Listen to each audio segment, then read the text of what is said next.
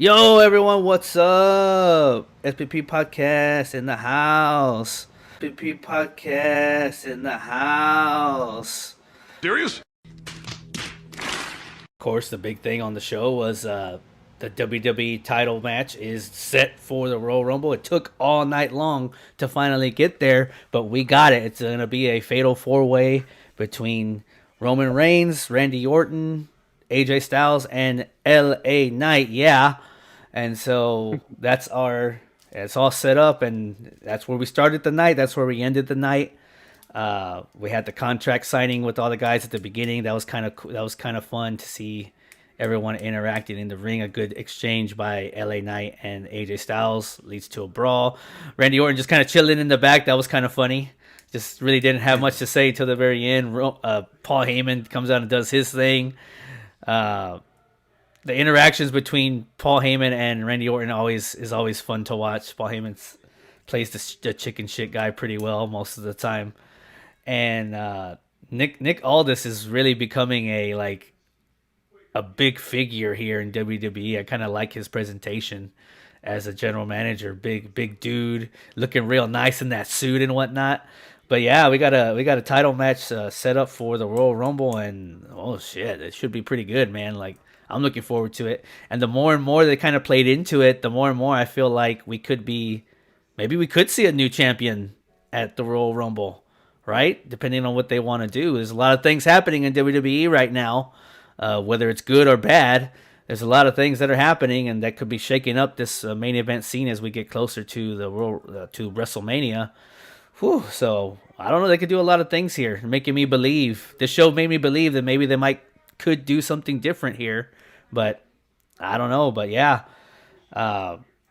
Randy Orton was presented very, very strong tonight. What did you think? What did you think about the presentation of Randy Orton tonight? I thought he was the strongest guy out of everyone in that entire Yeah. thing. The three contenders and the tribal chief, right, the title holder, Mm-hmm. Randy Orton definitely. I think he looked the strongest, right? Because I mean, he RKO'd everybody tonight.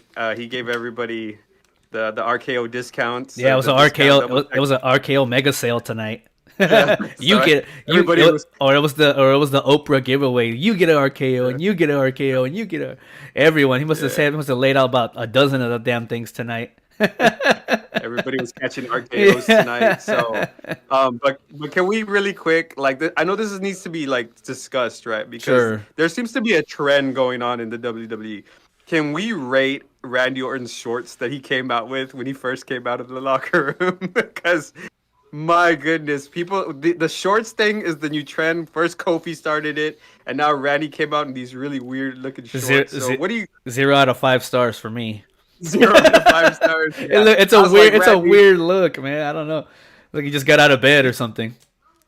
you can't be doing that stuff, Randy. Don't be wearing that stuff.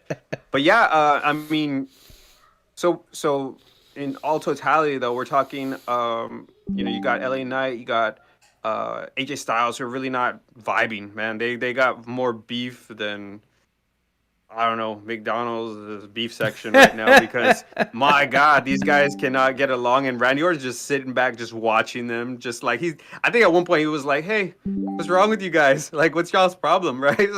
And they just can't. They're like two children, right? Like they just can't stop fighting. So Randy's just sitting back picking the bones right now, Mm-hmm. and Roman he caught the venom tonight. He caught that RKO out of a spear. And I Yeah, thought yeah. Roman did one hell of a job selling that RKO because if you looked at it from the side, he looked dead. He was just gone. So Yeah. I was like, man, Roman always comes in and sells. He promotes these big matches. Yeah, I mean he's obviously not that he goes with that moniker anymore, but he is the big dog, man. Hmm. And anytime Roman Reigns is on the screen, it's much watch TV, and he plays everything whether he's giving the offense or he's taking the offense.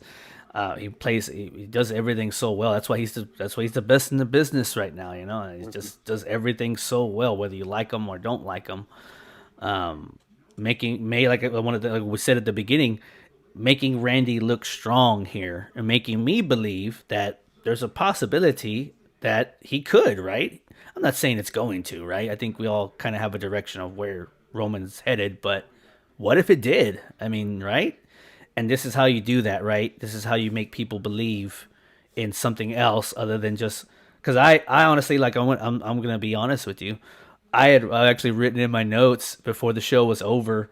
Roman stands tall because I thought that's where it was gonna end, and then it was like, nope, RKO out of nowhere. Here you go, one more for the road. And I was like, oh, okay. So we all get used and accustomed to Roman Reigns standing tall all the time. That well, it's not believable that someone's gonna beat him then if he's standing when he stands tall, and that's not what happened tonight. So now I kind of feel like maybe Randy could be the one to do it, right? Maybe they do swerve all of us and give Randy the title at the Rumble. Maybe, but it remains to be seen. But that's what I liked about this show is that there was this whole story from the beginning to the end played out in different segments throughout the show, whether it was between the four guys or it was between the bloodline and their kind of tiff and whatnot, with Solo basically trying to apologize for his failures from last week from not getting the job done, and Jimmy just being silly ass, stupid ass Jimmy right now, which is funny. I like it, but that's what he's playing. He's playing that dumbass character right now, like the idiot, like the idiot brother or something. Like I don't know, but it works for him. It's working, and we definitely got we got two main event matches to end this show, but they were like, that's what it seemed like to me. They were like really quick. Didn't really get much out of that AJ and LA Knight match. It was pretty good. I mean, I was enjoying it up until the point where disqualification finished. So I wouldn't mind seeing that one down the road again. But then of course that led right into Randy and Solo, and that one felt like that was really really quick too. More distractions. But the RKO off of the distraction was a good look. The camera work was pretty good on that one. So I did like the out of nowhere thing for an RKO for the win to get once again to make Randy look strong. So, I mean, this show made me believe that Randy could pull this off if that's where they decide to go. And honestly, I wouldn't have a problem with that. Would you have a problem with Randy pulling off the upset at the Rumble, even if it did shake up the main event scene a little bit?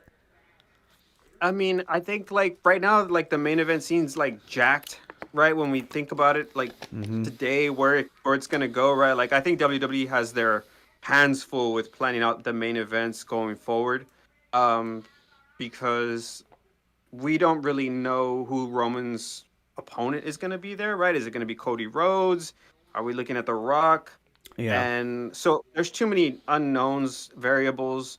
But I will say, like, I'm never opposed to Randy Orton holding the title because he just does it so well, right? He looks very strong. I will say this: Randy Orton's not taking the pin if in this Fatal 4-Way. So if he does not win, it's probably going to be because LA Knight or AJ Styles got pinned, right? Yeah. And if somebody, like, it's going to be something like that, or maybe if Roman retains, it's going to be because he picked off the weak link, right? Whether that's AJ Styles or LA Knight. I don't think that Randy Orton's taking that pin. They're not gonna make him look weak at this point. But and then like you pointed out with Solo, right? So Solo kind of comes in looking kind of strong, and then he says, "I'm gonna take care of this. I'm gonna make this all right." And I'm watching, and like he doesn't do nearly enough, right, to like hurt AJ Styles or LA Knight, right? And then like I'm like, dude, what is this? You ain't make nothing right. Well, and then it came back to bite him in the ass like 10 minutes later. Yeah. So I mean, he looked. I will say it was cool that we got a little bit of him on the mic. That was so right? That was a surprise. That was a little bit of a difference for me. So yeah, he comes out, keeps it nice and simple, but I kind of liked it. I was like, yeah, like that's all he has to say, right? Keep it simple. Come out and say, 2 down, 1 to go. Let's go, Randy Orton, get out here so I can, mess you up too. But he just didn't. He didn't go far enough. I'm thinking what his point was to injure somebody so they don't make it to the Fatal 4-Way, and that would have made it right. A lot of confusing factors here because that didn't happen. And then I don't know why, but Roman comes out and signs the contract. The one that he says he doesn't want to sign, but he just comes out and does it anyways. I guess because he laid Randy Orton out.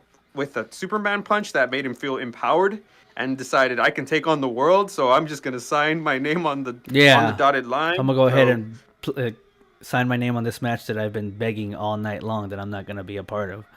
But now I'm going to be a part of it because I sneak attacked you. But hey, it's official, whether he likes it or not. Yeah. His name's on the contract. It's going to happen. And it'll be interesting to see where they put that on the card at the Rumble, if that's going to be like the main event or if the Men's Rumble is going to be the main event. Last year, I know they made the title, the title match the main event, but that was more. I think that was more because of the story that was being told in the KO when KO went against Roman last year. The whole Sami Zayn thing, I think, was the reason that ended up going last on the show. This year, I'm not sure. I guess it depends on what direction you're going. Of course, with the news that broke today, I don't know what's going to happen to the main event scene on Raw because I guess we'll find out on Monday. It was we got the commercial during the show that Seth Rollins is going to address his world title situation there. We learned that he has a torn MCL and a partially torn meniscus, and that is, although it's not the worst news he could have got, it's still not great, and it means that one way or another he's going to be off TV for a few months. And with the hope that maybe he can be back before WrestleMania. So what does that do for the main event scene across the board? What does that do for the Royal Rumble plans as to who was going to win the Royal Rumble and whatnot? I mean, this is what I'm saying. Like, I think now when something like this happens, it definitely shuffles everything. And it can shuffle everything if you feel like we need to shuffle not only just what's going on over there, but what's going on over here on SmackDown too. So, I don't know. I still think we're headed towards Roman versus somebody at WrestleMania, but good job of them kind of planting these seeds for potentially something different to happen and making Randy look extremely strong, which is, to your point, which is why I think they made this Fatal 4-Way in the first place, so that way Randy doesn't have to take a pin here, and that way he can continue to build strong going into whatever program he's going to go into past the Royal Rumble. And the crowd was pretty hot tonight too. It was good on the crowd for being hot. It's always easy when it's a hot crowd, but of course didn't expect anything less from the ATL crowd. A couple of AJ chants out there because he's from Georgia, and then LA Knight still getting his stuff in. Randy Orton is just beloved, and the crowd let him know it tonight. And so good stuff. Did you see Roman's hoodie though? Yeah, he actually has cool. like city kind of like how Brock Lesnar was doing the Suplex City run with his merch. I guess Roman's decided to do the city merch too. So I wonder if he'll do that every time he goes to a city here. They will have like they're competing for who can sell the most merch right now, right? Like there's some competition. No one's heating up. No one's gonna beat R-Truth right now. I'll tell you that much. Roman said, "I'm gonna create new hoodies for every city. I can beat R-Truth finally." Yeah, exactly. Like man, R-Truth has bumped himself up to making some money this week, and for probably the next couple of weeks here. So he's creating new shirts every week. Yeah, for real. So Roman Reigns he needs to get his spot back at the top. So come out with specific merchandise. Although with WWE, just on a quick note on that, that's typically what they've been doing. Because I went to the show here in San Antonio a couple of months ago, and they have like city specific gear that you can only get there if you're live there. Like you can't order them, like you have to buy them there. So that's kind of cool that WWE does that in general. But cool, that was pretty nice. Yeah, I saw that at Atlanta acknowledged me, like the sweater that he had. I was like, that was pretty cool. I was like, that was pretty neat. It was a good little look for him. Just the star power that Roman Reigns brings to the table here is always good to see. So we're 1 week away from the Royal Rumble as of tomorrow. So I can't believe we're already here. Like I feel like we were just talking about this stuff, and we were like, well, we got 8 weeks to burn. So we got 7 weeks to burn, and now we're just 1 week away, and there's just so many different things I feel that can happen.